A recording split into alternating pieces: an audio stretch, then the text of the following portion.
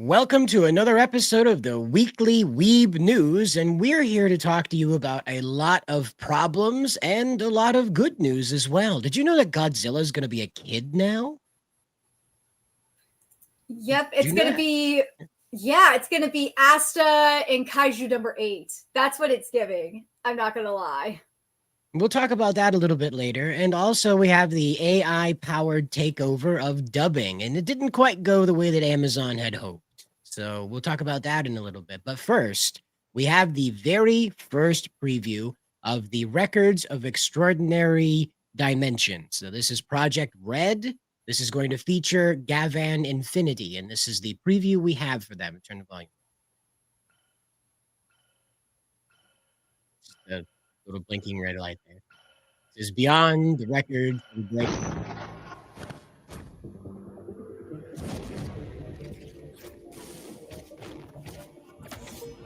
Now, this was pretty normal. These are like Gavan attacks where he's like swiping with the blue blade, the not lightsaber, in case you're curious, the not lightsaber that he has.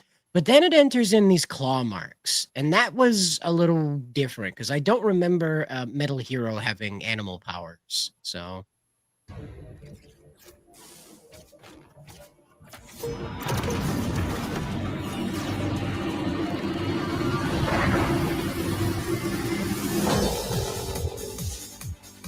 it feels very early 2000s.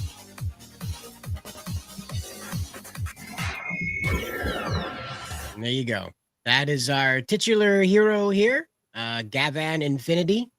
Most likely going to be sporting, again, the same color combination we were looking at earlier, the black and red.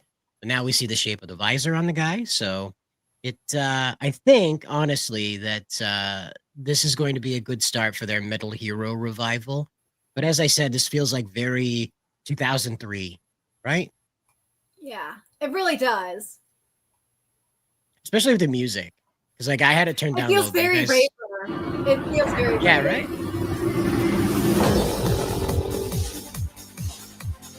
This is like Neo fighting the agents, you know?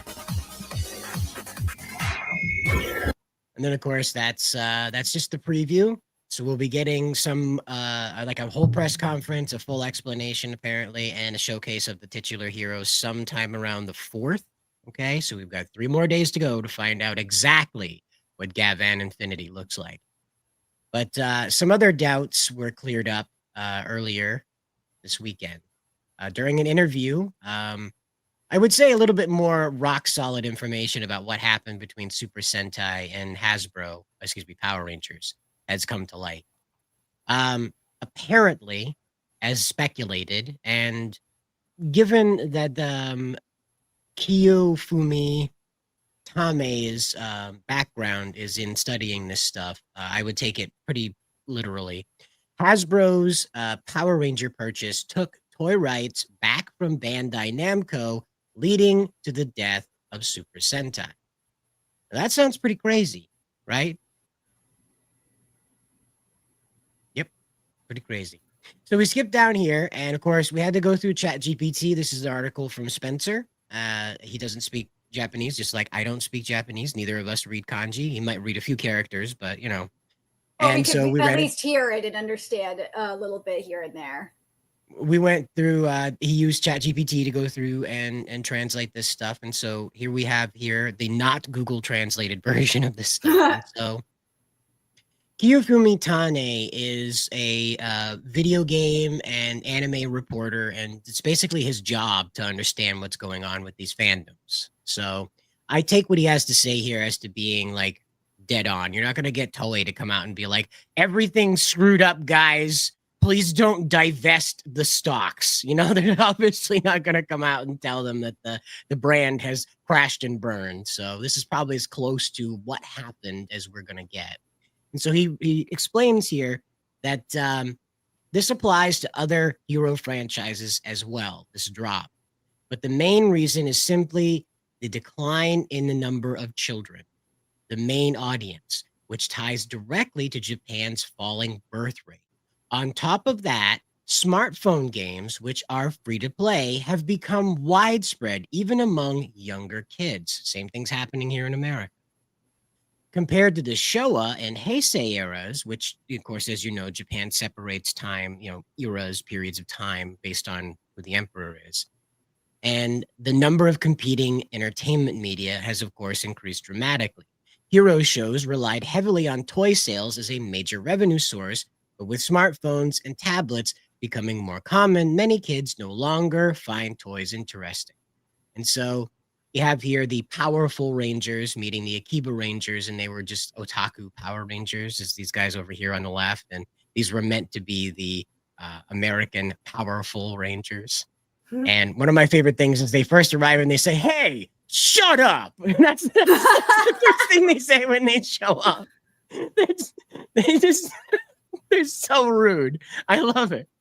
So the way that Kiyofumi explains here is that I'll just kind of shorten this, but in 2018, when Hasbro bought the rights to make the toys from Bandai, this meant for toys outside of Asia, and of course the Asian Pacific and Australia. This is strictly for Canada, US, Mexico, Europe, that kind of stuff.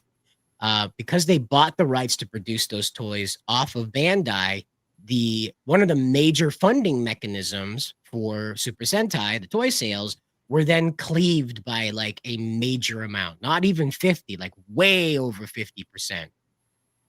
Because again, Sentai is so much more lucrative outside of the Asian market because Western consumers tend to pay almost double what Eastern consumers pay for the same good.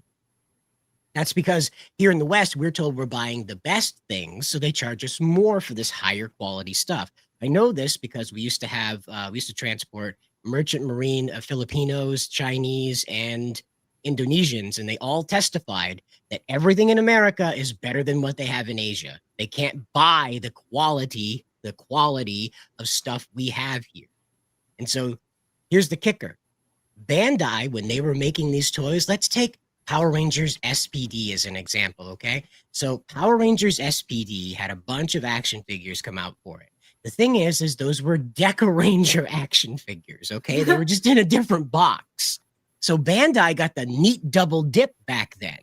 All right. Yep. So Bandai would make the Deca Ranger toys and then just leave the extras up on the shelves, keep the action figure plates that you need. You'd pour them. It's not a mold. It is a mold, but it's called a plate. I don't know why. It's toy makers. They wanted to feel important, whatever. But they had the plates. So just hang on to the plates. And then if the Americans had a battleizer, they only had to make one more plate as opposed to 14 ones for a brand new production every time. So what Bandai got was all this extra toy stuff that they had already made that didn't sell. Cool. We'll just box it up as Power Ranger stuff and send it on over to America. It's a win-win. For twice the price that the Japanese paid for it. Hey, at least it's a quality figure, unlike modern Hasbro. I can't deny, okay? I can't deny that Hasbro sucks at this. So I'm no Hasbro champion. I'm just trying to explain how this all went down. So what ended up melting down out of this is that, as I said, a major funding mechanism for Super Sentai is the toy sales. And now with so much of that cleaved out, that means that every year Bandai has to make a brand new plate series. All new plates for everything based on the designs from Plex. I think that's what they're called. And it's a nightmare. They're losing money hand over foot, especially if one of these things flip-flops, right? Like the way that Q Ranger did. They made all those Q-Tama and all those figures that interact with it, and then it didn't go well. Like Tokuger didn't do very well. And that killed them because there was no American after-sale market. Neither one of those came over. So this was on a dead end trajectory for a long time, and it just, I guess the writing was on the wall, you know. This isn't like Gunpla. This isn't like Gunpla where like now, because I actually saw, I can't remember who it was in Japan, but like a Japanese Twitter user went viral because they were like, oh my God, I can't believe there's Gunpla in an American hobby store.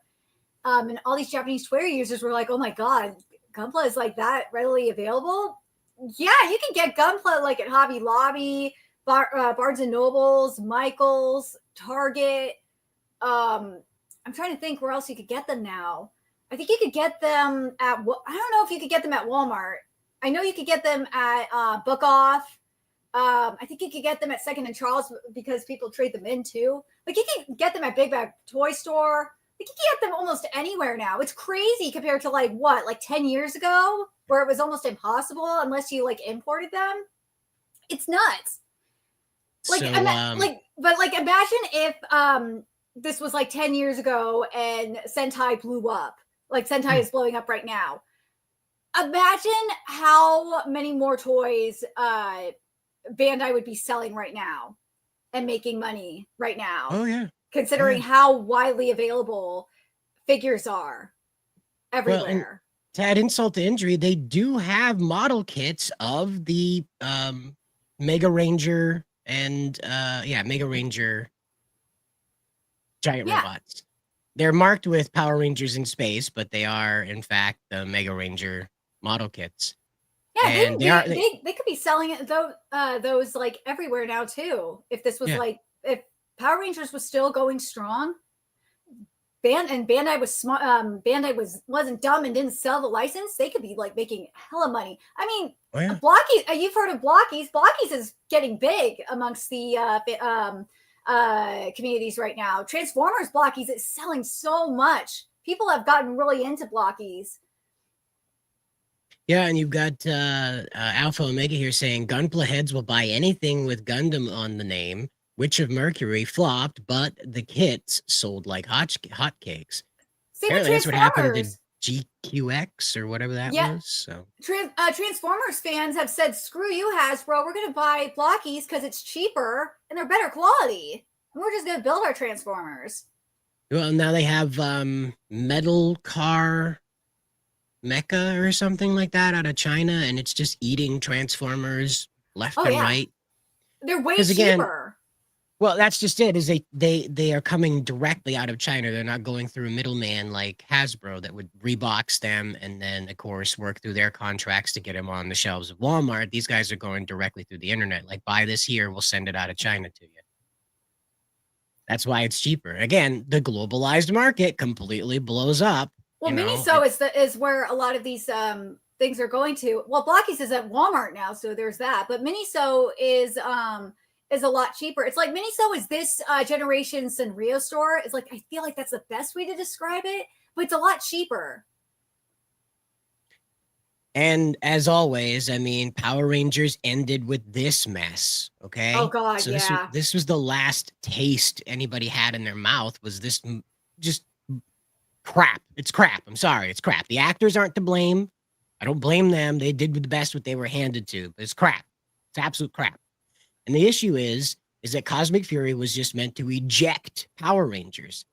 Apparently, Hasbro just decided we'll just leave it there until we decide something else. And then in a panic, Disney showed up and said, "Hey, we need to get Gen Z boys in. You got anything?" And they said, "Oh, there's this Power Ranger bullshit over here." And Disney was like, "Hey, we used to do pretty gang bangs with that one." Nope. That wasn't the right phrasing. Disney was just very excited. Let's put it that way. We used to do gangbusters. That's right. Not that other phrase. Sorry. Used to do gangbusters with the Power Rangers brand. So we'll just do that again. And it turned out to be a lot harder than they thought because this is what they were left with.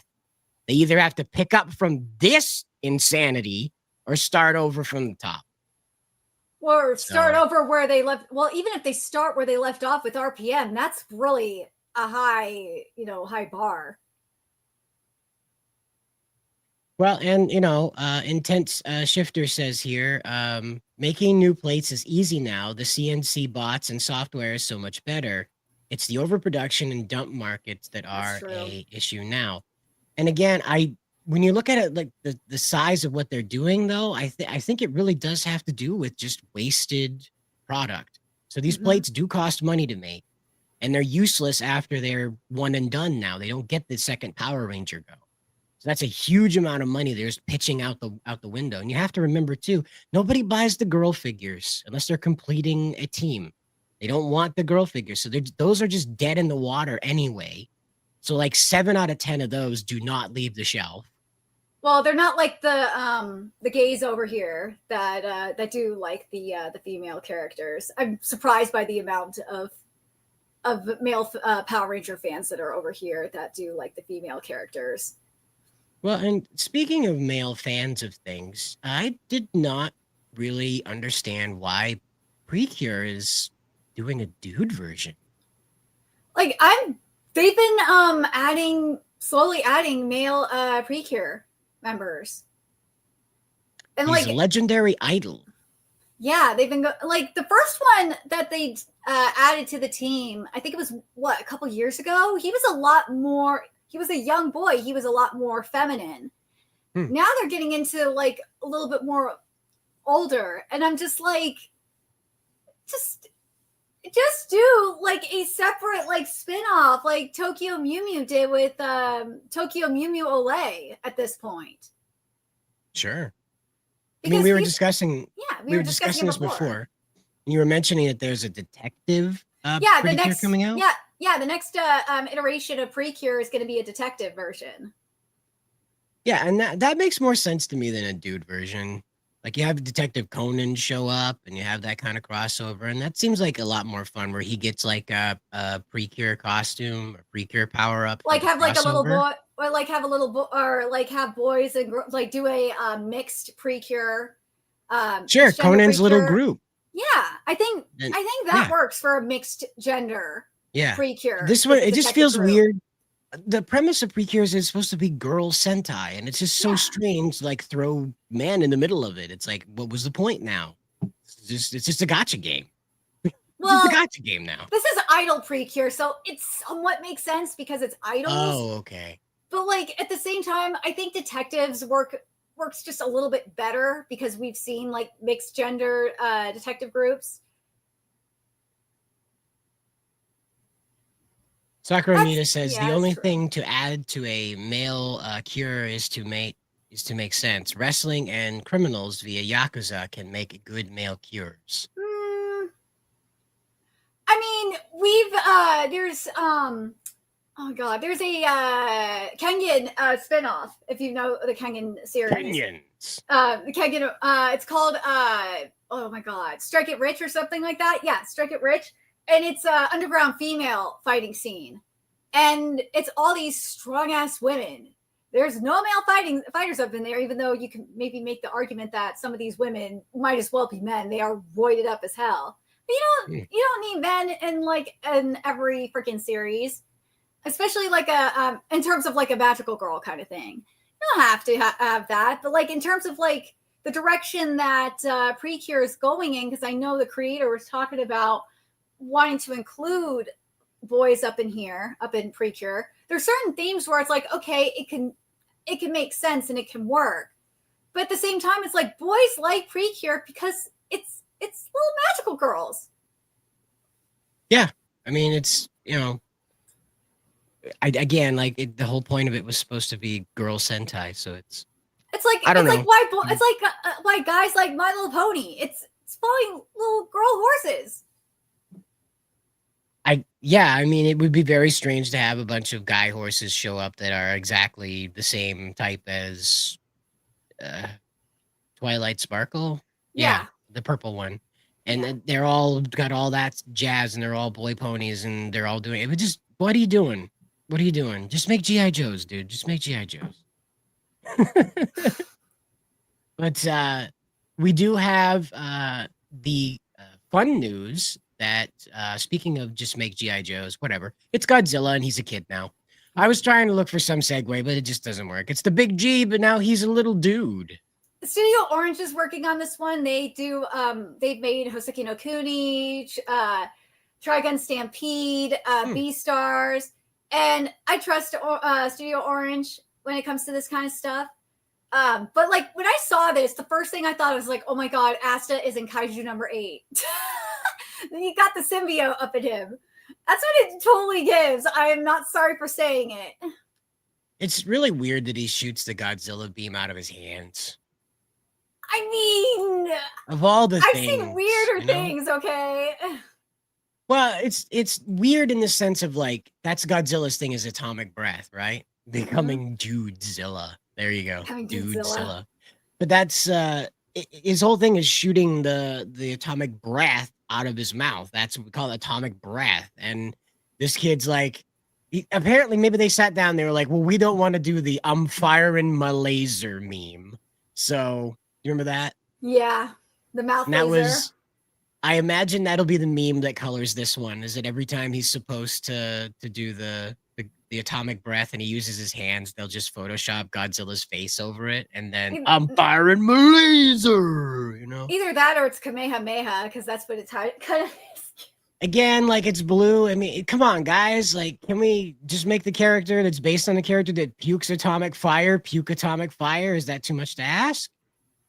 I mean, you could make it cooler, and like, so his mouth doesn't do it, and he has a second mouth in his torso that opens and shoots the beam out. That would be more kaiju-y, I guess. Like, the face is like a mixture of like Asta and Deku in a weird way. That's what it is. You can't get over that. Asku. Asku. Yeah, I don't. Again, it's obviously going to be badass. It's obviously going to be a lot of fun, and it's obviously going to have a killer soundtrack because it's Godzilla, and people tend not to want to fuck up Godzilla unless they're Americans. But that is very true. I mean, Chibi Godzilla is fun. Yeah, atomic fart would have been funny. Well, I think that's the Bobo crossover with Godzilla. That'll be the. Or that's something you would see in Chibi Godzilla. Yeah. That feels like a. But it would be very cute, though. But it wouldn't be like fun. It'd be funny, but it'd be cute because it's Chibi Godzilla. That's how Mecha Godzilla flies. Yeah, that's true. You know, dude, Chibi Godzilla is everything. It's so cute. Like, you can't hate it.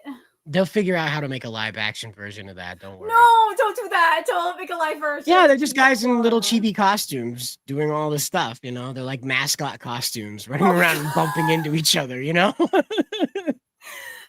do that. That'd be so not live action, like they're 80 feet tall or whatever. No. They're just dudes in mascot costumes going around. Oh my god. That sounds like something you would see at like a halftime show for football or something.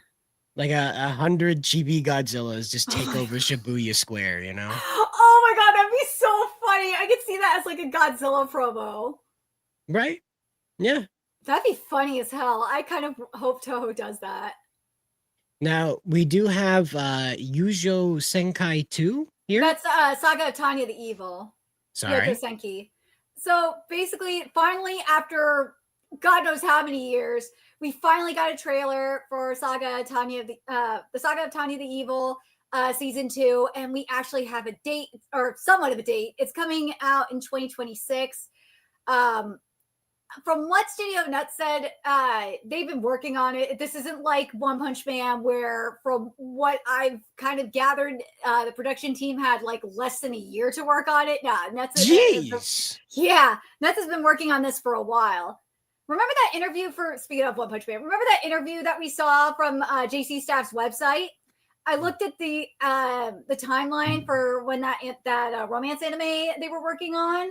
The studio announcement for that was like, it was like in December of 2024, and then that anime came out like in April 2025. So that's why I'm like, yeah, I think they only had like less than a year to work on One Punch Man.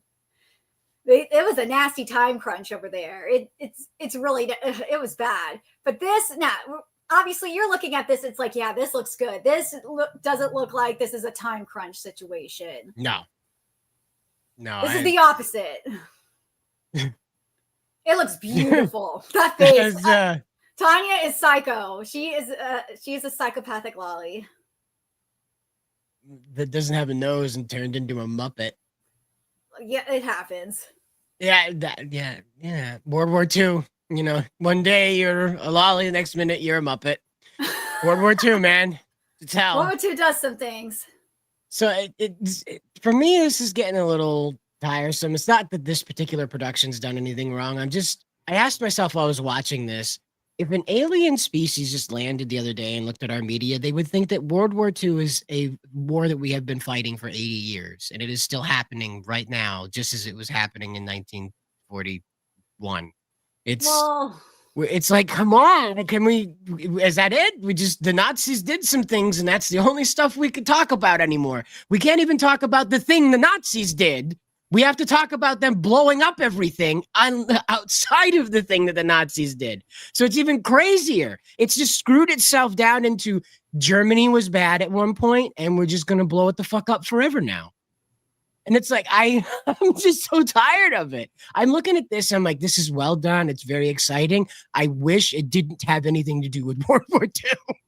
I wish it was telling me vampire Nazis are invading, not regular old World War II. Well, it's an alternative World War II because it's an isekai. Yeah, it's just. I mean, that was the redeeming factor of Hellsing, is it wasn't like it's 1945. It was like, no, it's 1995, and the Nazis are kind of gay, but they're also vampires, and there's this lady without boobs that's gonna kill them. I don't know. It just someday we'll have a new war that everyone can make everything about, I guess. There's not enough about the Cold War. That's true. Like, that would be a lot more fun to, like, all those weird Russian skirmishes they got as they were, like, taking over all of these territories. That would have been interesting. Wasn't that Kaguya? There was some Russian girl lolly anime where she was a little girl in the war. Oh my god, what is it? But I'm just like, come on, guys. World War II is the only thing that ever happened on Earth. We didn't do anything. Elvis never existed. There's quite a bit of World War One, and there's been a lot of the Japanese Russian War too. I've been seeing a little bit more of that, like with post Japanese Russian War. There's Golden Kamuy. World War One didn't have those tanks though. It's an isekai. Like, Tanya is World War One going into World War Two. There's like that brief period. Okay. Yeah. So yeah, Alpha Omega is right. Isn't that Stalin? For which one? For Russia, Japanese? Well, no, doesn't that look like Stalin? Oh, that looks like Stalin. No, that's not like Stalin. It's not though. Huh. If you told me that was Stalin, I'd be like, yeah, that's fucking Stalin right there. Yeah. Oh well. Again, like, it's just, I don't know, man. It's gotten bad enough. Let's put it that way. It's gotten bad enough that seeing these scenes, I can't tell them apart. I can't tell World War I from World War II anymore because World War II is just everything, everywhere, forever. Well, it's bad enough that everyone's calling each other a fascist when they're not a fascist. Yeah, there's always that. That's I think we're over that now. Everybody's running around calling each other child predators. So, oh god, it's so annoying, right? Katie? Nazi finally got burned out. Now it's racist and pedo. Yeah. Or a Diddy blood. Oh god, it's so stupid. Oh wow, I don't get on that shade of Twitter, thankfully. Or Epstein's disciple. Like there we go. Too. I've seen that one. Yep. So dumb. Speaking of dumb ideas, though, Amazon decided they were going to try AI dubbing in an era where AI is not that consistent. Well, let's be real. AI subbing has been going on for a minute. We've been seeing the AI subtitles in Crunchyroll's been experimenting with it. I think Netflix has too, if I remember correctly. Obviously, YouTube has been doing it, and I think even Amazon has been experimenting with AI subtitles as well. But the AI dubbing, like, because I've obviously been doing my research on this because I'm going to be writing about it. So this actually started even before this press release. It was there was a tweet about it on February 27th, and it was about like in regards to like a Portuguese film, and it was really, really, really bad. But like people were going nuts because, of course, our favorite suspected child pedo voice actor Damon Mills found the banana fish for dub AI dub and blew it up. And I looked into this, and it's like, oh yeah, it was announced on March 5th that the Amazon was going to be doing this AI dub program, and it was not only banana fish, it was No Game No Life Zero And by the way, those 2 dubs are gone now. Well, the Spanish dub What a surprise. for Banana Fish is still up though. The English dub is gone though. So let's take a listen to this. You're going to be able to tell immediately that this was prompted using an inferior voice generator AI. Yeah. Damn it. Everyone's crowding into this tiny space. I need space to move. I said I need space. You overgrown son of a bitch. Hurry, this way. Come on. Okay, after him. I read all your moves. I saw right through you. Dude, this is like some 1990s English dub or an 80s English dub. It's a basement dub. You remember these at the convention. It's a basement dub. It's a bunch of guys got together and you can like hear the echo of the basement that they're recording in. Yeah. That's so fucking hilarious though. I'm just like, dude, like what in the 80s is this? No, stop, don't do it. Ash! No, stop, don't do it. Okay. Yeah, this is like some 80s dub shit. This is some 80s dub. Okay. I do That want was I do bad. want to mention this too. Is that logo? If you don't know what logo is they are the gay TV company. Is they've been experimenting with AI dubs as well, and those AI dubs are really bad. Amazon Basics dub. Yep. Amazon Basics dub. This is like extremely basic dub. So Alpha Omega says supposedly Fuji TV signed off on this because they're getting annoyed with VAs pulling Western politics into their IPs. Yeah. I feel like someone who speaks English should have listened to this before they went public with it. Like, I want to know who. Like, I need a document on this. I need like actual proof that Fuji TV signed off on this because I don't believe it. Skipper, no, please. No, Skipper. No. God, this is like please stop. Dude. Don't die. Dude, this is some like cheesy ass dub that you would hear from like the 70s or the 80s or something. Like it's so cheese. Yeah, who's doing this? Like I prompt better stuff for the stupid political proposal videos that I make. Like gosh. Hey, stay with me. Come on. Hey, stay with me. The pizza's gonna be here, dude. Calm down. Don't fall asleep. The pizza's gonna be here. It's like there's no sense of urgency there. Skipper. Hey, you gotta fight. Don't die on me, Skip. Don't leave me, please. Don't leave me, please. I'll be bored, dude. If you die, I'll be bored. Aww. Oh, God. Ugh. Marvin. You sick, ugly bastard. Oh my gosh. Oh my God. I know English dubs are bad. And I think some of them may be this bad. But like, Jesus Christ. Oh, we gotta listen to this one again. You sick, ugly bastard. You sick, ugly bastard. I know. Oh my God. Like, I'm like, part of me's like, is this like Chris Pratt bad when he's like reading the Mario lines? I remember reading Helen Keller, the story of Helen Keller in 7th grade with more emotion than this. Chris Pratt has more emotion reading his lines for the Mario Brothers movie than this. Watch your mouth, you little rascal. How many times? Watch your mouth, you little rascal. Your pizza's gonna be here soon. Did you wash your hands? Do I have to tell you Dino's orders? I have business to discuss with Dino and not with you, so move. So move. Dude, video game English dubs have more emotion than this. Guys who saying a don't lot. speak English trying to speak English do a better job at this. Oh yeah. Aren't you making movies anymore? I used to be a big fan of yours, you know? You're still good enough as you are. You He's not, actually. He's not. He's really not. piece of shit. What? I told you you're a piece of shit. Nothing but an overgrown fat pig. Miss Pratt, god damn it. If you weren't Papa's favorite, I'd show you. I'd show you Dude, Trey, the pizza. Trey Parker's kid, who does voice acting for some of the kids on South Park, does better voice acting than this. Yeah, like this is pretty rough, guys. Like I gotta tell you, this is pretty rough. Like, look. All right, so where did I put that? Oh my god, it's so bad. Where did I? Like, by the way, while you're looking for that, so we found multiple AI dubs for anime, and we also found out that right before going live, that Amazon has infested K-dramas with AI dubs as well.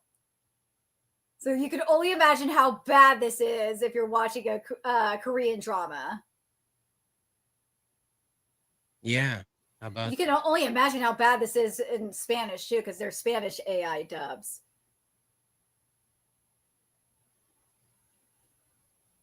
Okay, so I'm just gonna show you this quick thing. Now, of course, it's Power Rangers because I'm that guy. But the breathing you hear and the voice you hear are all AI generated. The music too.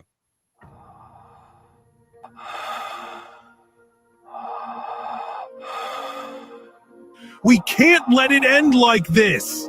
We can't let her win. All AI generated. For whatever reason, they couldn't pull that off with this other one. I don't understand. Way better than this. That's way better than this. Than what we just heard from Banana Fish.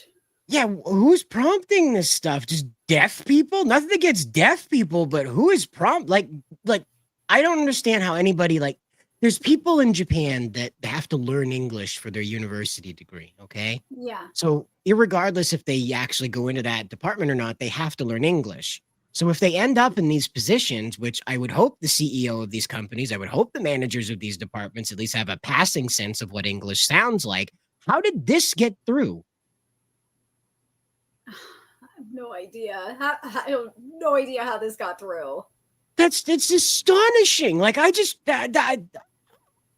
don't know how you get that shitty of a delivery. I've never gotten the AI that went, don't do that, you bastard. I've never ever had an AI voice generator do that for me. I have this one where I won't play it for it because it's headache inducing, but it's like 3 minutes of this character screaming a speech at the top of his lungs. Like he went up to 5 out of 10, like 10 out of 10 on the intensity level and never came down. Just went right up there screaming. The Vegeta, it was I built it out of Vegeta's worthless speech there when he was at the tournament and had the Majin Buu stamp. I built it out of that. So he was like screaming and stuff like that, and it just never stopped. It stayed like right up there at that passionate, worthless, that kind of energy. It stayed there the whole time. I don't know what happened to this. Like, this is nuts. Like, just listen. There's no way a human. Let's go back to the actual like stunner there that took everybody's breath away. Here we go. You sick, ugly bastard. You sick, ugly bastard. Were they using a soundboard? Do you guys remember those soundboards, like the Arnold Schwarzenegger soundboard? Where like, so you'd have to press like 2 or 3 of them, and it'd be like, I am the police. This is Arnold Schwarzenegger. It's just it's so bad. The kind you never want to touch. I have no idea which one they use. Probably an in-house generator, knowing Amazon.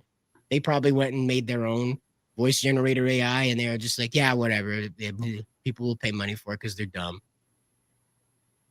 This not to be a jerk, but I heard better AI voicing from the Sonic memes and AI vids. Of course, there's nothing to be a jerk about, These AI things, they hit it sometimes and they don't. It takes patience to get a character to manifest in these things. In any way you're doing the generative AI stuff, and patience, not skill. Patience. There's a big difference there, because you can just take one sentence and you can come out with a masterpiece. You just have to be patient with it. They were not patient. I don't even think a human was involved in this. No. So just consider this, nerdigans, right? They uploaded this and the system automatically translated it. So there was no effort to try and match the voices to the scenes because the AI was only instructed to take the Japanese audio and replace it with English, not to match it, which would require human supervision and management. So we get this now with YouTube's auto dubbing. Okay. Yep. So the auto dubbing will just come through and be like womp womp womp womp womp womp womp womp while you're hearing the person in their native language sort of like muffled down in the background, and it's very annoying. This, however, doesn't have the muffling. It just straight up replaces the Japanese audio completely with whatever it figured out would be the best option. Does anyone tell me why anime voice acting companies don't hire indie voice actors? Because I see tons of the kind of voice actors who don't put politics stuff in their work. Well, That's why. Some of it is because they are a union. So like if they're a union company, then they won't sign non-union voice actors. And then the other part of it is that they are it's very nepotistic. So yeah, if you are not with the friends with the right people, then you are not going to get a job. To be fair, a lot of these companies too that are doing publishing on both ends, the situation that we find ourselves in is that these companies are sort of on autopilot with these things. Mm-hmm. The production's out there, we're distributing it. That's sort of the end of their interest pool. They're not sitting there watching the episodes themselves.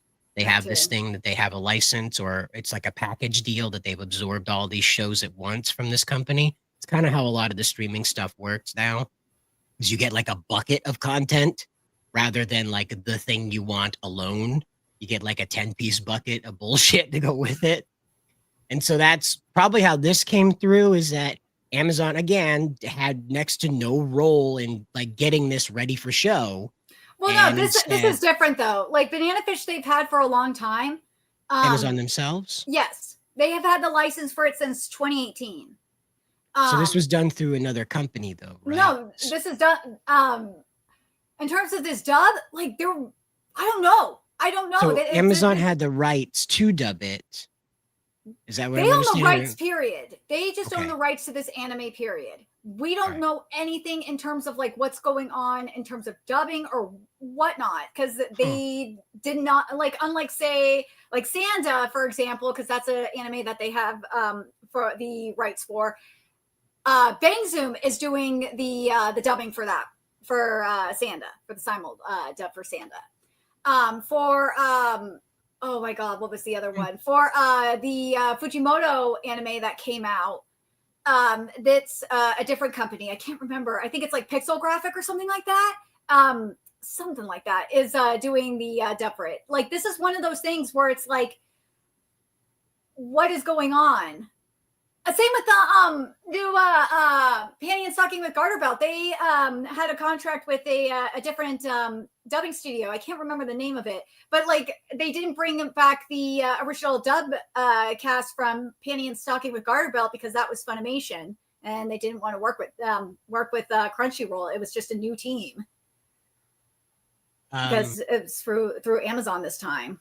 We have Sinkai saying, hot take, but Canadian and other UK voice actors does better than some American VAs. And just as Nerdigans was explaining, it is nepotistic. So it's not, a lot of the time after you make it beyond the union requirement, you're also, if you're not connected, as she said, you're not going to get work. There was a voice actor, I forget his name, but he did like 2 roles. I think his name was Mark something or other. He did 2 roles. He did Domon Kashu and I think Mega Man X. And then he just fucked off. He was just like, nope, I'm going to go be a doctor. And he did. He's a doctor. He's a doctor in Canada now. And that's how like some of this stuff ends up happening, is that people who are genuinely good at the practice of voice acting tend not to stay with it very long because they have another career that's pressing. Whereas you have guys like Chris Sabat, as Alpha Omega mentions here, who are very talented at what they do, but they make sure that their ring of coworkers is down with their attitude about how things ought to be done. Characters like Vic Mignogna or whatever his name was there. Those guys end up causing trouble because they're different.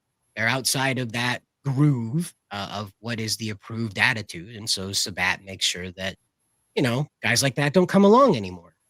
So irregardless of your talent, if you're not somebody who he thinks is going to vibe, or his people that work with him, like Rial is in charge of scripting and stuff like that, directing, I think she does now. So if you're not down with that vibe, you're not getting through. Whereas in Canada, Vancouver's become like the center of voice acting in the West. It's like voice actor mecca up there in Vancouver. It's like, I guess it would be like the adaptation Hollywood, I guess maybe is what you'd probably call Vancouver, because it seems to bring in a lot of Asian in general, Chinese. Well, yeah. Productions, and then adapt them. It's where a lot of them go, is Vancouver. Yeah. So, but Alpha Omega adds this. He says, Gen Fukunaga, I think I said that. Gen Fukunaga stepping down at Funimation led to all of that. Once he was gone, the Marchis, Sabbats, and Rials took over the industry. And again, like I said, if you're not down with their vibe, you don't get a job. And that's, unfortunately where we're at. But as we go forward with this AI stuff, this is obviously going to be one of those dry runs with it. But now somebody's seen in the world that it's possible. You have to understand, like guys like me and a few others out there, maybe you too, aren't really the big group of people thinking of how to use AI to improve productions. Mm-hmm. They're more looking about how to replace production. Okay. And that's the difference, right? So for me, I would be looking to how to use the AI to, of course, smooth this out and create a good performance. So as the companies are aware of, there's not going to be any political screwy Louis stuff going on with the adaptation. You'd want it to sound good though, right? And that's, that's the big problem with doing it this way, is there's no supervision. It's just like machine generated, and everyone was just, yeah, we got to ship it. It's like what happened with Sonic Boom. Like they had like most of the game. They have most of an anime. Just the really important parts are really, really rough. Yeah, there you go. Banana Fish is the Sonic Boom of anime adaptations now. But it's only going to get worse, guys, because the corporations want to lean into this. Irregardless of how you feel about politics, it's just cheaper to use the machine. Yeah. 11 Labs is where I generated that breathing and that don't let her win and the laughing thing. Generated all that on 11 Labs, and all that runs me is $11 a month, and I get 200,000 credits to use, and I don't come anywhere near that every month. So there's, again, like this one even lets you do a script. So you don't even have to go through and do line for line. You can feed the whole script in and assign voices to every character, and boom, you've got the half an hour worth of programming right there, done and done. You can even tell it to do sound effects. You can tell it to do different vocal cadences, tones, attitudes, all this stuff. And so it's not going to be much longer before this is just all machine run. You have the machine generating the visuals, the machine generating the music, and the machine generating the voices. Well, I mean, like the thing is for me is that a lot of these voice actors are just really sounding entitled and like petty and all that. And it's like the voice actors have already effectively been, at least in the West, have been replaced by Hollywood actors. And like, if they weren't being such pricks to fans online, and they weren't like, especially when the ones that become ADR writers and directors, inserting their politics and memes and all that into dubs, and also putting out really, really bad dubs too, I think a lot more fans would be on their side too. Because I've seen a lot of people say that, this is only just the beginning, that they're going to eventually be replaced by AI, and this is karma and all that. And I feel bad for them to an extent, but it's like, after all the stuff that they've done, it's like, I can't at the same time, especially when I see like some of the tweets that are coming out of them, like with Damon Mills, especially. It's like, dude, you're being such a prick. You're not entitled to anything. You need to take this up with SAG-AFTRA of all people, or of all, Wow. because like SAG-AFTRA. If you don't know, SAG-AFTRA does not give a fuck about voice actors. They never have. They never will. Because if they did, then you wouldn't be seeing Chris Pratt playing Mario in the Mario Brothers movie. You wouldn't see Chris Pratt playing Garfield. You wouldn't see Seth Rogen playing Donkey Kong. No, you'd be getting actual voice actors up in there. What do I know? Oh, and you wouldn't be seeing any Hollywood voice actors playing a dub, anime dub role. You wouldn't be seeing that. But Well, take a look at this one. I think somebody somehow has played a terrible joke on you. Overboost. oh my god, this is like, I'm telling you, this is like a Overboost. dub that you would see back in the 80s or 90s. Littering, debris everywhere. I guess you don't care at all about the environment. However, no doubt, I can do something about that. You Like, even the Digimon voice acting wasn't this rough. think so? Yeah. Lozen, Ender Pakri Fen. Oh, wow. Is that like a cheeseburger or something? You want fries with that? Pickles on it, maybe? That didn't sound like an attack. That sounded like an order to drive through. This is exactly what you say after you fire your big fuck off gun. I have a bad feeling about this. All I need from you is your head. The Oh, well, how pleasant. rest can rot in the dirt, like the useless scrap metal that you are. Kainan Shrog. Shubi. Dude, like that sounds like the Freyren dub voice actor. Like it's so stoic and so out of place. Well, I never told you my name, but that's it. Oh, your name is Butt? Okay. It's who I am, and I owe it to Riku. Who? Oh my Okay, god. hello. I'm Jibril. Wait a minute. And I owe it to Riku. Okay, hello. Is it bad that I'm gonna say it? Like I've heard dubs like this before. Did you hear that? Just, Mhm. I owe it all to Riku. And I owe it to Riku. Okay, hello.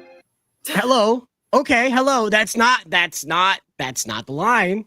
That is Dude, not like the line. this is what I hear in dubs all the time. Is the line completely changed like that? Okay, hello. Hello. And like not just like completely changed like that. Like it's like the line with the like with Riz or shit like that. I've seen this a lot. It's hilarious. A lot of companies believe that people will not cross over unless the language is delivered in their native language, and so they believe in creating these dubs because they find that it makes the anime more accessible to people who are not accustomed to reading subtitles. Oh, by making But- a new English dub is it's for licensing reasons. Because Vinland Saga has different dubs. So does oh god, what's the other one that I'm thinking of? Dragon Ball has like 8 of them. Yeah, Dragon Ball has a ton of them. One Piece has different dubs. Yeah, this is pretty crazy. I the anime itself is pretty cringy, but then this is just awful on top of it. I'm Jibril. It's Hi. nice to meet you. And And this is goodbye. Dude, this is a video game dub. Like, I have heard English dubs like this. Like, people will say, oh, English dub is not that bad nowadays, modern English dub. No, it is still bad. You are just not watching the right dubs. if It you're is still fans bad. of this property, I'm so sorry. I I know, am so I feel bad for sorry. you, No Game, No Life fans. I feel really bad for you. Luckily, this dub is Oh. no more. It is gone. Not yet. I can't die. The exact way that somebody says I can't die, you know, like they're in line and waiting to check out and the store's about to close. You know? Dude, I'm telling you, this is I how use English so much dubs of my energy. are. English dubs I are still turned like into this. In the end, it wasn't even worth going to all that trouble. That was like 110% more emotion than the original, than what we were listening just 3 seconds ago. So good job. Not enough, but still 110% more. It's still not enough, but You're shameless! Do you mind if I ask you a silly question? Why are you straddling me right now? why don't you open your mouth all the way to speak? That's really weird. I'm telling you, like I was saying, 80s dubs. Nah, this is how some modern dubs sound like. I'm dead serious. I know this because I've had to go through it. Go through Riku, quite a few dubs. you told me to stay in your sight. I just meant that you should stay close by me. But Riku, if you close your eyes, you can't see me. That's an unusual roleplay. It's not a role play. Whatever you say, but Big Sis understands. When you're done, Shuvi can have a turn to take a bath. Bath? Okay. Unable to acquire evidence. But it would seem so. Okay. All right. This is just god awful. I can't. I'm trying so hard. Now you know how I feel when I go through dubs to see how botched they are. Well, Buddy Smith is right on with you. It reminds him of the 90s as well. No, modern dubs are like this too. They are. There are quite a few of them that are like this. Surprisingly. I want to say you sent me another one. Was there another one, or we? No, I thought those were the only two that I sent, and then I sent you the ones I sent you what to keep an eye out for listing wise. But yeah, there's this started. It was rumored that it was 2 weeks ago, but it turns out in terms of the AI dubbing, it started as far back as February 27th in general. But in terms of the anime, it was according to Reddit, it was 2 weeks ago. Okay. Well, I guess. Yeah, but No Game, No Life Zero. The AI dub is gone. The Banana Fish English AI dub is gone. The Spanish one is still up there. But the rest of them, like Vinland Saga, Spanish AI, Pet English AI, Journey of Mysterious Creatures, English AI is gone, or is still there, excuse me. And then there's Karakuri Circus and Doro's Spanish AI. But yeah. Well, and then we have Nava Voices saying Amazon has had many opportunities to create dubbing projects filled with authentic storytelling, emotional connection, and believability. Instead, they have chosen to create AI slop dubs of Banana Fish, Vinland Saga, and No Game, No Life. Many are calling these dubs insulting and disrespectful. They're just retarded. So they are. They're just retarded. They are retarded. It's like, dude, first of all, they missed the other dubs that they did AI for. And second of all, it's like Amazon is still making dubs for other anime. Like Santa is right there. And then there's the Fujimoto collection that they have a dub for. It's like Amazon is still making dubs. They are. It's just like you don't know. Well, it's like I'm picturing in my mind now, like Speedy Gonzalez runs through the AI translator. You know, he's like, on delay, arriba.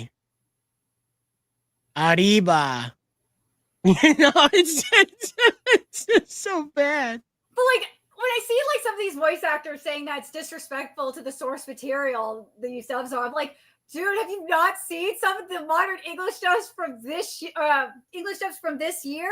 I'd say those are disrespectful to the source and insulting and bastardizing the source material. I'm like, you guys have no room to talk about like disrespecting the source material. You guys do it all the time. It's different when they do it. It's different when they do it. You know, it's different when they do it. Obviously. Mm-hmm. They're the good people, nerdigans. They're a bunch of different hypocrites. When they do it. Bunch of hypocrites, man. But speaking of that, there are a lot of people out there that are excited about this One Punch Man transformation. Oh my god. Like, so people have been going like wild because for One Punch Man and for Gacha Yakuta. One Punch Man because it's not a bunch of PNGs this week. And that is sad that that's the standard, that how low the standard is. But I'm very curious what you think, especially about this one, Cider, because it's mecha. And people are saying this is great mecha animation. I do not think it is, especially compared to Murata. They're saying someone said that it was as good as Gundam. I'm like, what? What era of Gundam are we talking about? If it's Seed, yeah, you're right. It's absolutely on par with Seed because I hate Seed. But if you're talking about like G Gundam, then no. No. So, like, how can you, like, they're like, oh, this shows you JC staff can, people are like saying, oh, this shows that JC staff had enough time, they could do something. It's like, yeah, if they have more than a year, yeah, anybody could do something if they have more than a year. I've just become so hyper alert to the presence of AI. I keep looking for it in all of this. There's my no brain's AI. like, there's gotta be something that's screwed up here. The majority of this is outsourced. I don't know if the majority of this episode was outsourced, but like the majority of this season was definitely outsourced to China. Well, I would say that the transformation is perfectly serviceable, but it's very it wants you to pay attention to a very certain region, and I think that's because it's easier to animate, to be honest with you, rather than the various like arm connect, hip connect, spine pop, you know, rather than going through like the various angles that the usual mecha transformation sequences will do. This is like, look at the chest. And that was the thing that it did. Again, it's not that this was any more spectacular of a transformation sequence in the manga, but, you know, I understand what they did here. They were like, let's make it look good, but not too good. Let's not put our entire budget there. Yeah, and that's what this is. Because again, if you just watch the transformation, it's fixated on the chest region or like, you know, like upper hip. I'm not saying dick, okay? It's not the dick region, but it's like the upper waist belly button region. And that's again where like not a whole lot of movement happens during these transformations. It's usually up in the arms. It's usually down in the legs where a lot of the, you know, like kapow, armor locking together sequences. And then the again, like with the AI, it just is all of a sudden letting us know that this You mean the is CGI? now, well, no, like the AI will do this kind of stuff. And I know this isn't AI, but the AI will do this kind of stuff, probably taking inspiration from things like this, where that's not at all this. Okay? No. That's not at all this. All right? That did not come from this like dirt devil looking thing, this tornado looking thing. And then ta-da, there's Metal Cerberus Monster Man. So again, Like, it's not. yeah. Again, they didn't do anything wrong. It's one of those It's things you do in serviceable. anime. It's serviceable. I don't think they did anything bad here. This isn't. I'm only No. drawing attention to that because I was like, wait a minute, is that AI? No, it's not AI. It's just shortcuts. And you do that. You do that in an anime of like 7 million episodes. So I understand what they're doing. Well, especially in a crunch time anime like this.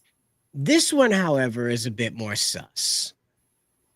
Like So- I saw this and I was just like, when I said this to Cyrus before streaming, like when I covered this on my Patreon yesterday, I was just like, okay, this looks like a cutscene from like Dragon Ball Z Budokai on like the PS2, if I'm going to be generous. And also, Flashy Flash is supposed to have like holes throughout his outfit throughout this entire sequence, and he does not. Again, they're more difficult to animate that way. Yeah, but look at that. Does that look like a PS2 cutscene to you? Or it looks like something like from like Budokai or like a Japanese a JRPG game or something like something out of the Tales series. Yeah, I mean, it's got that 3D animated look to it from those. From like a PS2 JRPG game. No, Pal World. You're gonna say Pal World? That's Yeah. generous. Well, see, their characters are animated sort of in the same manner that these 3D assets are. I So mean, look how stiff that is, man. Oh, that's so. Oh, it's you can't say that that is not a PS2 like esque graphic. Well, they're doing their best with this. Is what I can give them is that they're clearly trying to mix the 3D assets with the 2D Yeah. drawn stuff, rather than just do straight up 2D assets beating the hell out of each other. So, excuse me, 3D assets beating the hell out of each other. So I can Yeah. appreciate that. At This least is it's more something. effort than we saw in the last episode. Okay. Yeah. Oh my gosh, it's just. At least I it's am just not Berserk pausing it for the sake 2016. of not getting hit. So Yeah, but look at you look at this, and it's just like, oh, the background is very distracting because it it is a is 3D really asset. distracting. It's very Yeah, distracting because of it. Like it's all right to have like certain like moving assets that are 3D, but when the whole background environment is a 3D yeah. stage, it's very distracting. It looks like that's why I'm like, it looks like a PS2 game, or like a very old PC game. This is all CGI. It is. I don't know if I think the character is not, but that waterfall Yeah. is, all the water effect is, That's the what I was fog is. thinking. I was thinking, This is might that be PNG? 2D. This might be over here, but Like the water, like when I saw the waterfall, I was like, wait a minute, is this all CGI, or is this like a PNG or something? Like something was like really off.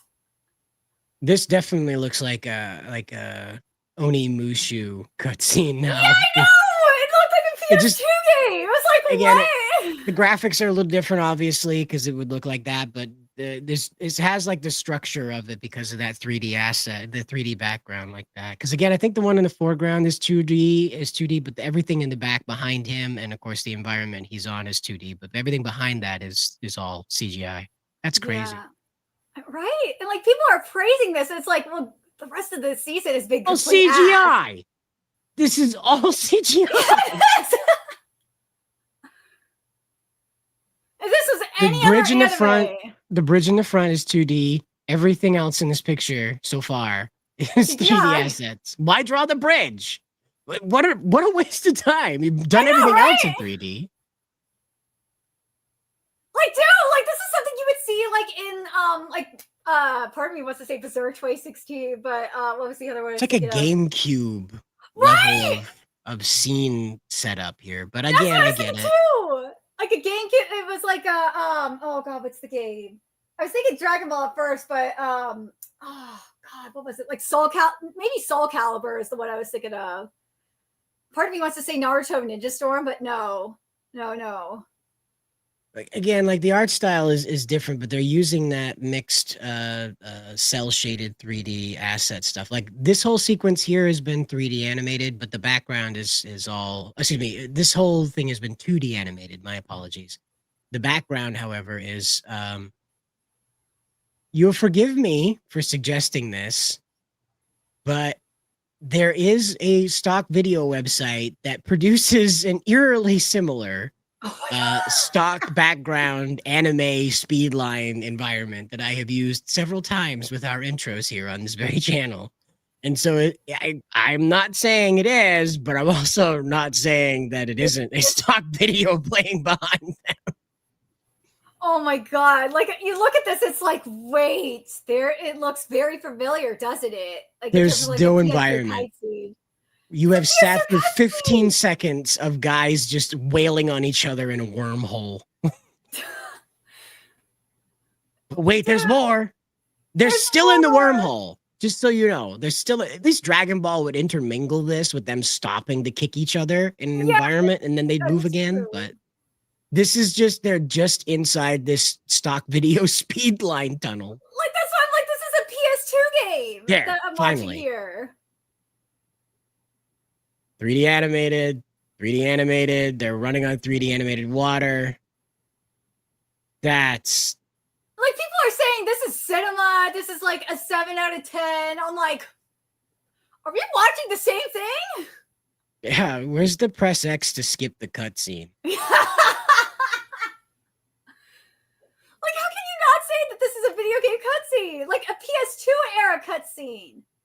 A lot of it is using like some really difficult to rectify assets here. And again, like I understand that they're trying to like make this happen as fast as possible because JC staff is doing like a gazillion animes a year now. Yeah. But and part of it is Bandai's fault because of you know, the time that they gave JC staff, but at the same time it's like, dude, JC staff is putting out like 10 anime a year and not giving their animators like any breaks at all. It's like practically slave labor over there. So you can blame Bandai Namco all you want, which part of it is their fault. But JC staff has a lot of it is on JC staff too.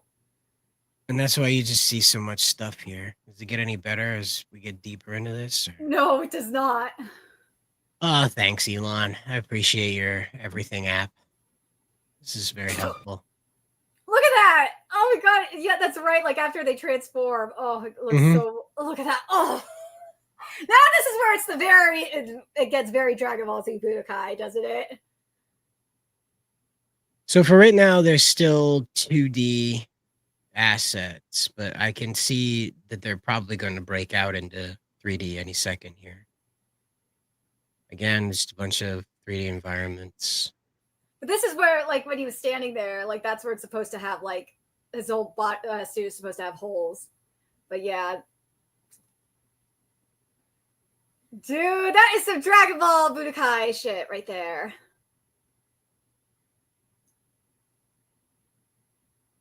Yeah. Yeah, you see it. It's like, nah, man. Nah. I mean, they're trying. I'll give them that. It's not too different from what we used to see back in the 90s with how they would execute these kind of fight scenes with high-speed characters, you know, beating the crap out of each other. But the character models would look a lot better.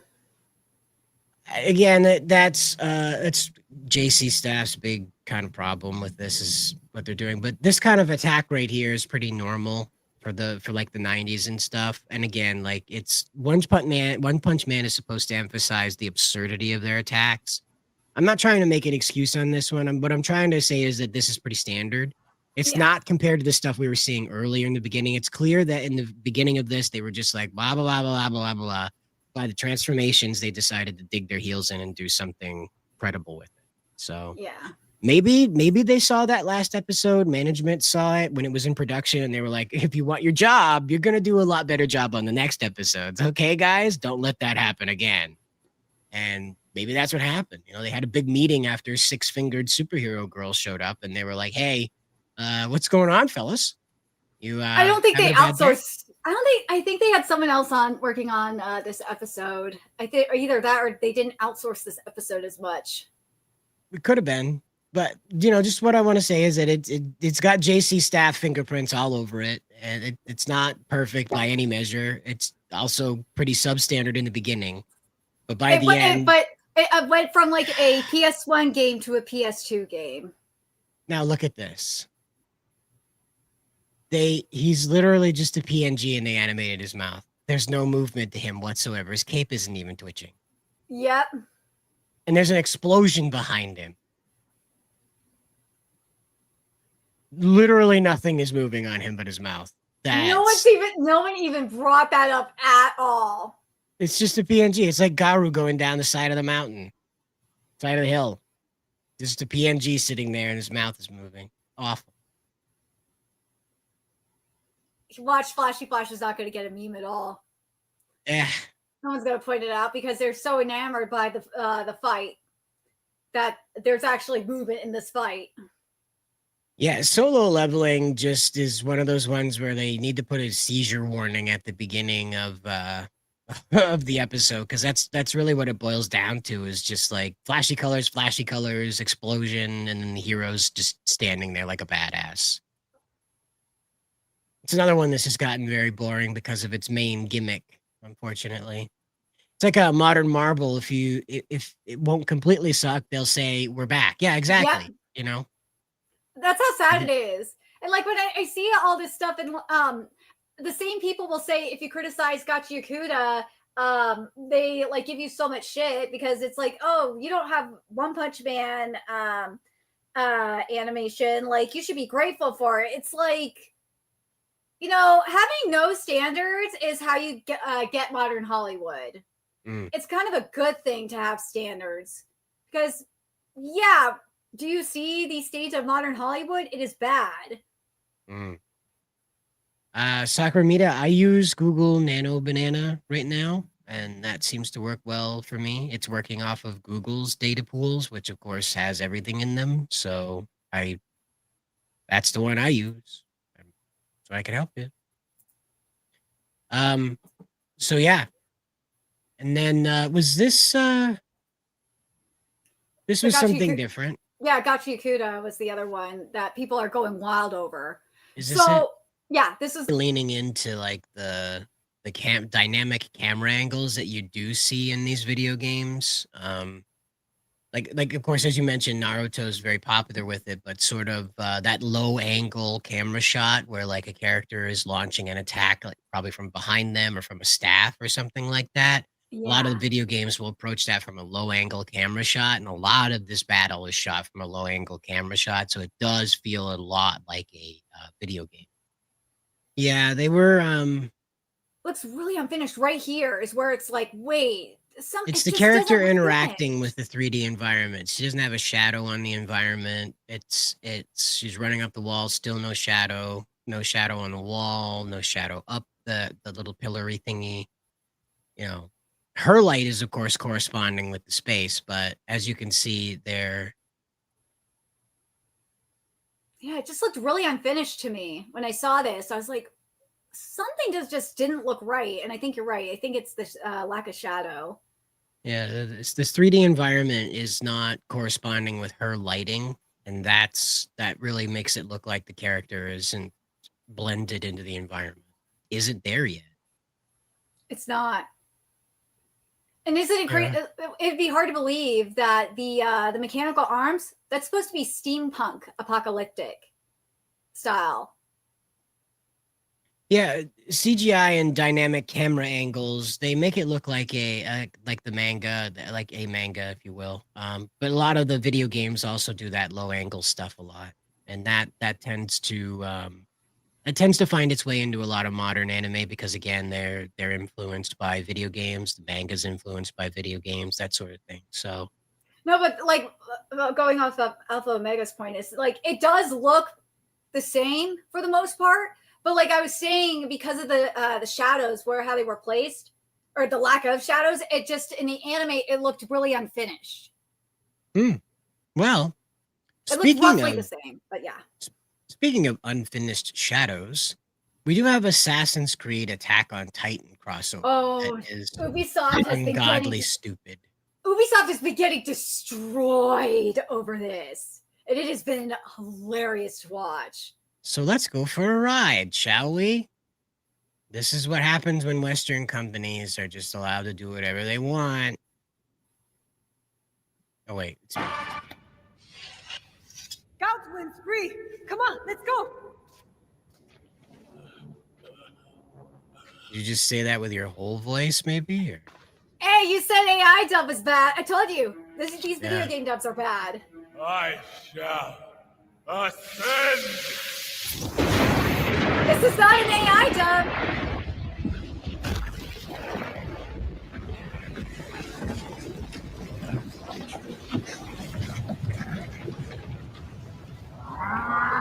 Curiously, nearly the same damn scene happens in Black Ops 7.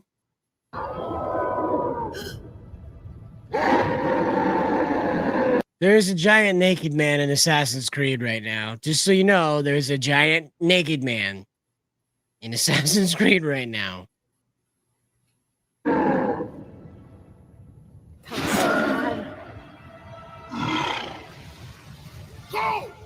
Come on! You can't let that Titan. This is stupid. I've seen this part.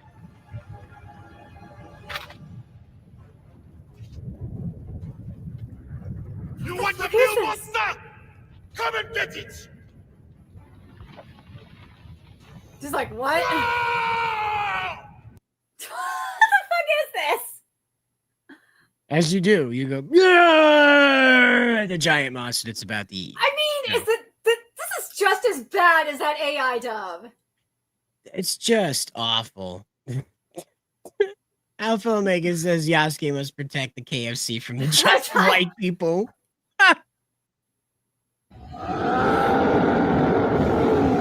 Chicken!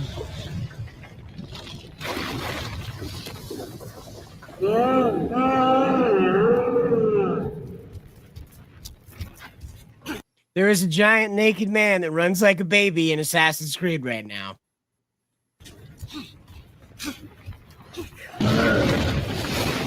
The Titans don't have genitals. Why are they trying to hide his crotch in the fog? They don't have genitals. What the fuck? This is really weird. Like, it's, well, we better make sure we blot out the crotch just in case somebody thinks they see a dick there.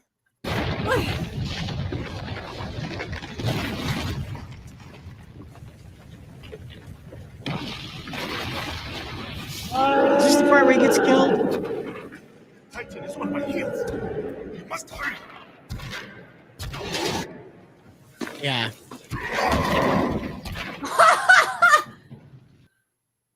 The worst part is he kind of looks like Hitler. The worst part is he kind of looks like Hitler. Oh my god, So he does. giant Hitler just squashed Yasuke like a bug. That sucks. Oh, never mind. He got away. Just so you know, Attack on Titan is supposed to be set sometime after World War II, meaning a very long fucking time after what happened in Yasuke and Naoe's time.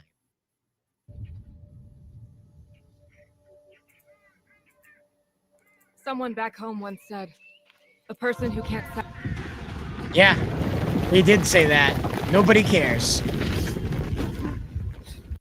I'm sure that's gonna get him. Just oh no, he's fine. He's right there.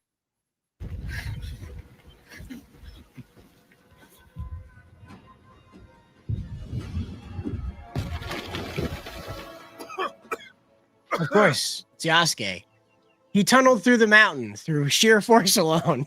Kind of like how he was walking through Japanese buildings when we first met him. He just walks through the mountain now.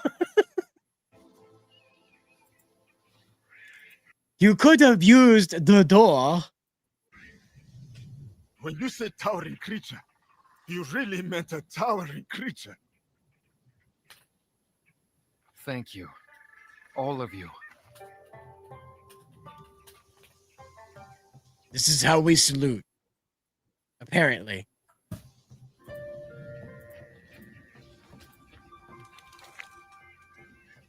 They were really weird. Well, yeah. It finally happened. I met someone taller than you. And with a bigger appetite, too. I don't know about that. This is so cringe. How does this not sound like an AI dog? They're friends. They're friends, guys. They're friends. They kill people for revenge. They're friends. They're friends. This is so weird. That's an AI dub, man. This is not an AI dub. They brought back the actors for all of this. This is how the whole really, you got to watch some cutscenes from Shadows. It all sounds like this. They're all bored and drunk trying to read their lines. But that's no different than the AI dub we heard. Exactly. Yes, the voice acting is terrible, but everyone seems to be focusing on Yasuke, the main protagonist. No, apparently Naoe is the one we're supposed to pay attention to, but Yasuke's the guy. And it's just so annoying. Like, there's no stoicism here. They're like friends. We just got attacked by a 50-foot tall naked man, but ha! That was funny. You're tall and hungry. Haha, I am tall and hungry. Haha. I'm so over it. I really am. In Assassin's Creed, there are villains that you'll face that are absurd. In one of the DLCs, you fight a giant mechanized George Washington robot. So I get it. Crazy things happen in the Assassin's Creed world. This just seems to be an insult to your intelligence. It doesn't seem to serve any other purpose than to mock you for even trying to enjoy this franchise anymore. RJ McReady says, but why is it everyone else? Whoops. What? There's the What's rumor that? that Ubisoft is going to remake Black Flag. or do a remaster. Oh no, or they something are. Like That's that. confirmed. They're doing that. Yeah. Do you trust this Ubisoft with No. Black Flag? No. Like Assassin's Creed 3 and Assassin's Creed Black Flag, I think were just mistakes because everything else is crap in Assassin's Creed lately. So I think that they were just mistakes. They accidentally made, it's like the Barbie movie. They went so woke, they circled back to based. I think that's what happens. They went so shit with Black Flag, they circled back around to based. Like, who plays an Assassin's Creed game to authentically captain a ship? Nobody. Nobody gives two. Nobody cares about having the boat, but it was badass. It was cool. It was a really good addition to how to play that game. That's why I say it was a mistake. They got enamored with making that boat function, and that's what drove most of the creative engine around the story that they created. And of course, Kenworth, yeah, he was the or whatever his name was there, the main character. He was, built out of the mechanic of having the ship. Okay, I don't believe that Assassin's Creed set out to create a pirate Assassin's Creed, but they ended up making one by accident, trying to pursue this ship mechanic. Similarly, that's what happened with Assassin's Creed 3, is they wanted to make sure that they created something unique out of the first two, and it ended up being a mistake that they made something good. Because everything after that, until Black Flag sucked, and then everything after Black Flag sucked. You get rare moments with Ubisoft where they're not exactly brain dead, but it's totally by mistake. It's totally by mistake. It's a happy accident. Right. Yeah. One of those Bob Ross happy accidents. Why is the AI company downgrades their AI system? Because they have a new model coming out and they want to make sure that that one's all spiffy and worthy of your $20 to generate 20 pictures. So it's just what it is. Sinkai says, if I'm right, Black people existed in Edo period, Japan times, but this just seems historically wrong. Well, no, they really didn't. This was the novelty of Yasuke. Nobunaga had never laid eyes on a black man before. Neither did most of the Japanese people. I think probably all of them at that point. They weren't. It wasn't until the Jesuits and there was more trade from the European nations, Australia, New Zealand, that started coming through, that there was the presence of African slaves or Afrikaners, if you prefer, in Japan, even Korea and things like that. This just wasn't a thing. And so Nobunaga actually wanted Yasuke as like a prize to be like, I have one of these. I mean, they ordered his people to scrub Yasuke to the point of bleeding to try and clean the black off of him. That's how rare and unusual it was to have anyone that didn't look Japanese or white around. And that's, again, this is all part of the paragraph that we know about Yasuke. That's all we have are 4 sentences that loosely describe this guy, and none of them include any real defining characteristic about him other than he was black. Nobunaga didn't understand that, and Nobunaga dressed him up in samurai armor and paraded him around for a multitude of reasons, but mainly to shock and awe the people around him about how much power, influence, and, connection he had, thus solidifying him as the guy to unify Japan. A lot of what Nobunaga did with integrating stuff that the Europeans brought through was really to demonstrate to the other Japanese clan leaders and people competing for his positions that he was the one that could do this for Japan, not them. So Yasuke was really just a hood ornament to show off that Nobunaga had pull with the Europeans who had all the technology. So I didn't know this. I recently learned that when we started bringing over rapiers to Japan, they fell in love with the damn things. I had no clue. By that. Yeah, they immediately tried to build their own right out of the gate because they were just so enamored with how cool the rapier was, like a one-handed, ornate weapon that could do everything a katana could. They just, wow, blew their minds. I mean, not everything, obviously. The katana was folded to the point where you could cut through bone in a single swipe, and the rapier would need a couple chops. But I don't know. I don't think a rapier is heavy enough to go through bone. Maybe poking through it, but I don't think it could slash down through a bone. I think it's heavy. Rapiers can't cut as well. Yeah. Yeah, I didn't think that they were capable of that. Yeah. It's for stabbing and twisting. Yeah. You're not meant to slice heavy things with that. You're meant to like peel off the bicep muscle of your opponent. That's the extent of the cutting. I suppose the French probably used them to cut cheese. That makes sense. That's a French thing. Okay, so there was another one around here. Right? There was another one, Nerdy? It should be. Other Did story? I not send it to let me see. I thought I sent it to you, but hold on. Oh, sorry about that, folks. hmm?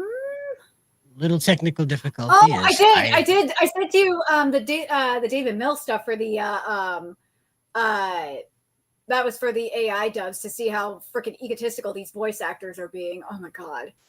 Let me see if I have it. I sent that to you. Yeah. So here's the one who led the charge on the AI situation. And David Mills, for those of you that don't know, got accused of being a pedo a few years ago.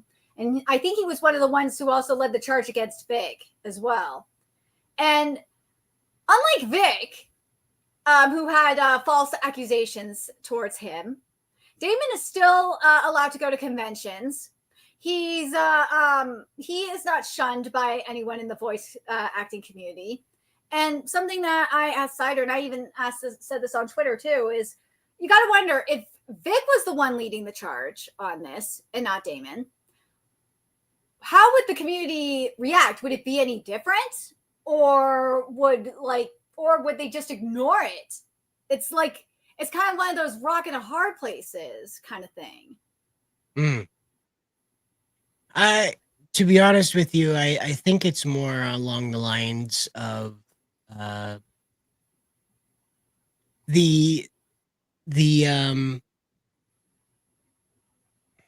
it's difficult to say because these people are unlikable, but I don't want to dismiss their concern.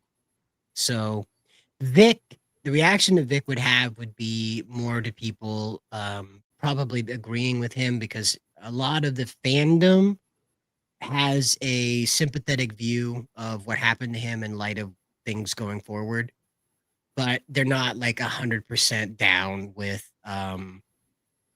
Like everybody everywhere isn't in love with Vic, you know. I'm not trying to tell you that every anime fan loves this guy. I'm not trying to tell you that a majority of anime fans love this guy, but there is a vocal group. I can't say they're a minority, but a vocal group that don't have a problem with Vic. And so they'd probably be down with what he has to say. But again, because Damien has a history of being someone who gets pushy, a lot of people probably would want to respond to him with some snark, I guess, sort of like the "you had this coming" attitude, you know? That's the difference, I guess. People don't necessarily hate Vic, but they don't necessarily appreciate Damon's, you know, pushy attitude. But like, you have Damon like acting so entitled, like Amazon like owes it to him because he did one of the voices for Evangelion, Amazon's Evangelion dub. And like something that really bothers me is they're talking about like this queer trauma narrative, which Banana Fish is a queer series, but it's like Santa is a queer story too. And it's like, dude, are you just this is why I can't stand Amazon not marketing Santa. It's like, dude, Santa is a queer story too. I hate using the word queer too. It's LGBT more than anything else. Queer is used as an insult. It pisses me off. You want to talk about LGBT stories, but you are ignoring one. You're blatantly ignoring one that Amazon is actually showing. Well, and he's going on about their pay rates and things like that. And as I said earlier, it's just going to incentivize these companies to lean into the AI more. Well, it sucks today, but 2 weeks from now, it might not suck. AI is progressing quite quickly. But it's also like this. It's like, dude, SAG-AFTRA doesn't give a fuck about you. If you had an issue with this, go to SAG-AFTRA and bitch at them. SAG-AFTRA would probably love the publicity that it gives them in this situation, especially since it's going viral. Amazon will just buy SAG-AFTRA then. You know, they'll just buy Amazon would just ignore them. I don't think Amazon gives a shit anyway because they don't care about unions and all that. But SAG-AFTRA doesn't give a crap about a crap about voice actors. They never have. They see voice actors as like the bottom of the totem pole because they ain't paying the most union dues. They're like Right. you know how unions were started off as the mafia. SAG-AFTRA is that mafia. They will go. They only care about those who pay the most, and that's why A-list actors are taking voice acting jobs. Well, it just doesn't surprise me. Again, the union in these instances rarely ever does more than the initial contract negotiation. And then after that, they end up just sort of domineering everything, becoming the ones that are sort of driving up all this crazy production cost and all this stuff because of the requirements they have to have in order to justify the union's purpose. So the union doesn't really serve a purpose once everybody gets their contracts met. So the union has to keep adding crazy things like, oh, well, we've got to have a trailer for our guy, and that trailer has to be a very specific design. It has to have 2.5 hot tubs. It has to have a fish tank in the back, and our guy needs to make sure that he's got 10 different flavors of vanilla ice cream. All right, 10 different flavors of vanilla. You'd better have him or he'll walk. And they put all that in there, and then they, wow, you know, we got union problem here. You got a problem with the union. Whoa, you don't want the union to come down on you. You probably better get me my 10 different flavors of vanilla ice cream, huh? And that's what ends up happening is this crazy stuff spirals out so that way the union has a purpose to its existence, because otherwise, after contract negotiation, bye-bye. Most of the time, these actors don't need them again. They have lawyers that'll do all of the work with the agencies that they have. They don't need the union to come through and negotiate on the larger behalf of everybody else. But the union exists to drive up all these crazy expectations. Like, I forget, like they spent something like $8 million on the catering for one of those Marvel movies. Oh my Just God. an absurd amount of money. And a lot of it was just a pageantry of putting on the space for them to eat in. It wasn't the actual food they were putting in their bodies. But that's what ends up happening with the union is they're like, this is an unsanitary environment. You guys need to have a blow-up castle. One of those jumpy, bouncy blow-up castles. This is savagery here. How dare you expect Thor, of all people, to dine in the open sunlight? You know, it's just a picnic table. Does he look 12 years old to you? You know, and that's that's where they go. That's where the union comes through. But that's again the crazy stuff you get into. So that's why they don't care about voice actors. Voice actors don't need anything. The company provides them everything they need to do their job in. They don't have to be on-site catering. They don't have to have trailers. They don't have to have insurance protections. They don't have to have stunt doubles. They don't have to have whatever, you know, makeup teams. They don't have to have any of that. They just have to have a microphone and a quiet place to talk. That's it. And that's why they don't care, because the union can't get in there and add more stupid BS in there. There's no way to like wedge in that they need a fish tank in the recording booth. You know, there's nowhere to put that. That's why they don't care. They can't use them for anything. It's crazy. But these people are just like probably like cheering now that they got the hold on, Kitty, stop it. They're cheering that they got like the AI dub removed from like No Game No Life Zero and Banana Fish, but it's like, dude, you still have knock it off. Still have the Spanish dub for Banana Fish, AI dub for there, and you still have the AI dubs for like a bunch of other anime still there, and now the Korean dubs. God damn it! Hold on a second. My cat is being a pain in the butt. Yeah, and like I said, though, is that the unions don't really give a damn about the voice actors because they don't need a lot. And then on the other end, they do care about their A-list actors because they do need a lot, which provides them more bargaining power, which provides them more of a reason to charge dues. And there we go. There's the full circle for you. They need you to pay more dues so they can fight more legal battles. So you can have all this crazy stuff in your trailer, as in it's not something crazy you have to negotiate on a contractual level individually. It's just expected that everybody needs 10 flavors of vanilla ice cream in their acting trailer. That's less than 2 miles from where they live. Just so you know. Just so you know. Yeah. I did want to show you guys this neat thing that just developed with 3D printing. So this is a 3D printer that prints in gel. So you don't need to have those weird little spiky things that hold up the plastic as you're printing anymore. It just prints in an environment like this. Ta-da! That's pretty cool. Yeah, that is cool. That's not 3D like CGI. That's an actual. Check it out. She reaches into the goop. Yeah, grab it out of that hair gel. And there's your purse for the day. All out of the goop. Yeah, exactly. It doesn't need all the crazy support things in order to do the round edge. It's like, 3D print your baby. Oh, well, now you know how they're faking Disney bags. They're printing them in hair gel. That's so gross. Yeah. I just thought it was really like a massive leap forward in how we can produce things, though, because like you can create stuff that's perfectly smooth now. It doesn't have those weird dribbly draps on it that are required to create the anchor. Yeah, Disney out of nowhere. Yeah, exactly. Yeah, Disney's like, I want to 3D print things in gel that obviously will not pave the way for 3D printing babies in gel. Obviously. They wouldn't do that. They wouldn't try to resurrect Walt Disney by 3D printing a baby body for him in gel. So while Disney came up, Sakura Mita mentioned a little bit while ago that Deadpool 3 cost $500 million to make, and I am not surprised. That doesn't surprise me at all. Either.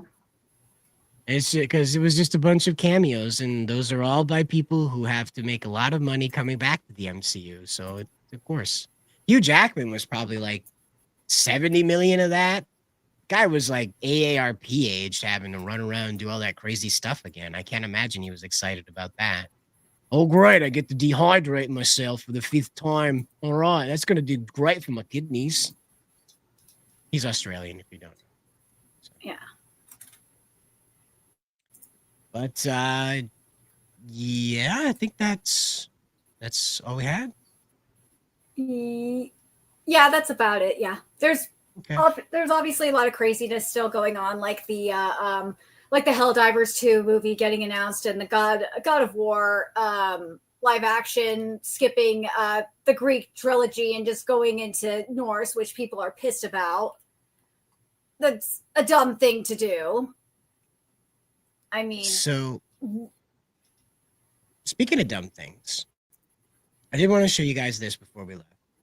So this is in China, okay? Now, I'm not going to show you the whole video just yet. I just want to preface this. This man's making popcorn, and it is in a similar style to these pressure versions, these ye olde pressure poppers from the old days, but it is a giant version of that, okay? And all the popcorn gets caught back over here, okay? So here we go.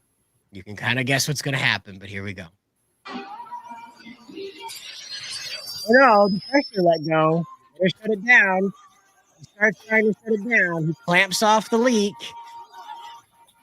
What did that do? It blew the fuck up.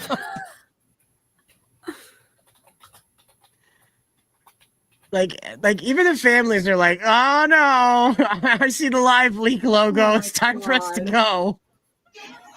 Look at this. He clogs that and brings it back in. Boom. oh my god. It just I hope this man's okay. It looks like the shockwave just pushed him back. The machine pushed him back. Like he did not get blown up by this. Like you see, he's like one frame he's there, and the next frame he's in the next town. But I think he's okay. It just appears to have knocked him over. His feet are all the way over on this side. I'm pointing to it like you're in the room with me. His feet are all the way over here. So I think he's okay. They're obviously not being disembodied from his torso. So I think he's okay. But like, and the kids are all standing there still. Nobody's sporting any shrapnel in the forehead. But did he make a grenade? Yeah, he made a grenade out of popcorn. That's what he was trying to do with that. He was trying to use a high pressure popcorn machine that's just like from the ye olde times, how they used to do it. And instead ended up creating a popcorn bomb. So if you're ever curious, that's how China is wiping out their population this week. blowing up popcorn machines. It's amazing. Oh my god. Yeah, it takes talent. It takes talent. It takes But talent speaking to of do something talent, that's stupid. yeah, yeah. Oh well, they're leading us, by the way. Greatest country in the world, that China. I hear all the time from Hassan Piker that they're living in the future with their Well, not- exploding popcorn machines. Oh, I just remembered. Like China is like shutting down Japanese like performers because of the rising tensions that's going on over there. Yep. I mean, like even Demon Slayer's getting in trouble too because of the political tensions. It's insane. But Miss Nerdigans, when the show is over, where do we find you? You can find me on Nerdigans Inc. on YouTube, where we cover anime and manga every day. You can find me here on Twitter. And also on Patreon, patreon.com/PackerGirl, where we are doing our anime live reaction consisting of One Punch Man Season 3. Somehow I'm getting through that torture. Gachi Kuda, Togen Anki, Sanda, Boku no Hero Academia, Final Season, Spy Family Season 3, and Digimon Beat Break, which got really, really dark this week. I'm so excited to see what we're going to be getting this next week for Digimon. And on Bounding, I'm going to be working on the AI dub story and also the Tanya story. And also this upcoming month, Jump Festa is on the horizon. And this week, we are getting a World Trigger announcement too. We don't know if it is a reboot anime or if it is season 4, but we will find out on December 4th. So, well, be it December 3rd in the US, it's December 4th in Japan. And hopefully Kitty will stop being fussy. You stop being fussy, Kitty. Anyways. And just so you guys know, we are doing the streaming thing now. Spencer, Mav, you can catch him at 11 a.m. PST tomorrow, as well as Wednesday and Thursday. And then again, back on Saturday for the good, the Mav, and the ugly. All right. Now, last week he was talking about what was going on with Super Sentai and Gavan Infinity. So obviously we're keeping our finger on the pulse of what's happening with this end of Super Sentai and the beginning of whatever Project Red is supposed to manifest as. So we'll have to wait and find out. But always, as always, guys, make sure to check us out in the next iteration. And good luck out there. I'm going to press the button now.